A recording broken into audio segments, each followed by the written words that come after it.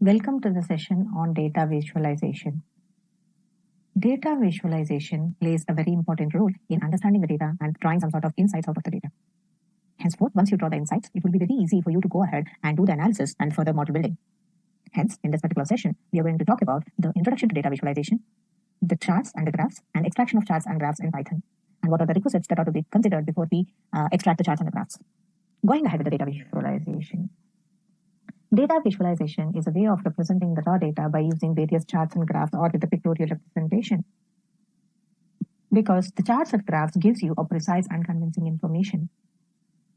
And the information will be given at a very snapshot, and the moment you look at the particular visualization, you can make out or you can draw some sort of insights. Hence, the visualizations play a very important role and gives you a very meaningful information at the very beginning itself. Now, when you look at the different types of charts and graphs here, we do have a plethora of charts. But you should be in a position to understand when to use which chart.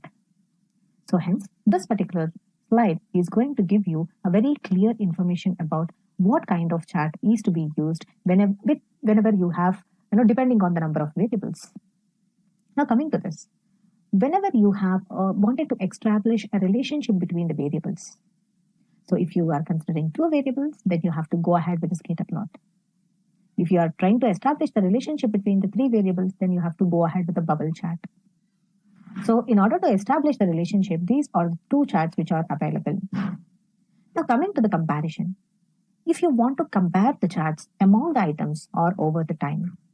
So among the items, whenever you are dealing with a single variable per item, you do have many categories, you do have few categories. And if you are exactly comparing two variables together, then we will be using variable width column chart. Whenever you have many categories, we will be using embedded charts. Whenever you have multiple items more than the few categories, then we will be using a bar chart. For the fewer items, we'll be using the column chart. Now, over the time, whenever you are looking into, that means you're going to take time on your x-axis. So if you have multiple periods, then we will be using circular area chart or the line chart.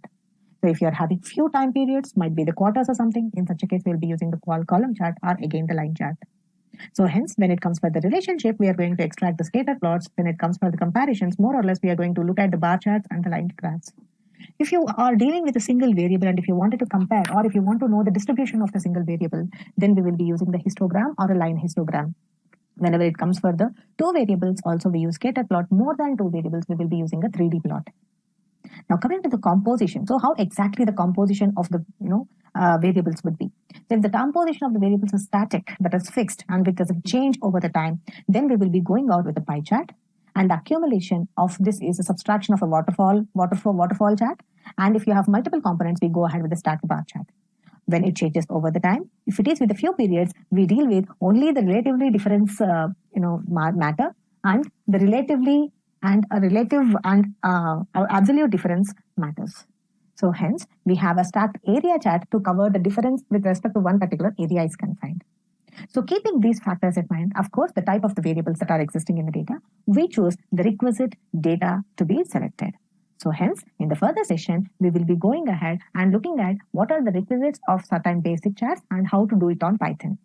Till then, happy learning.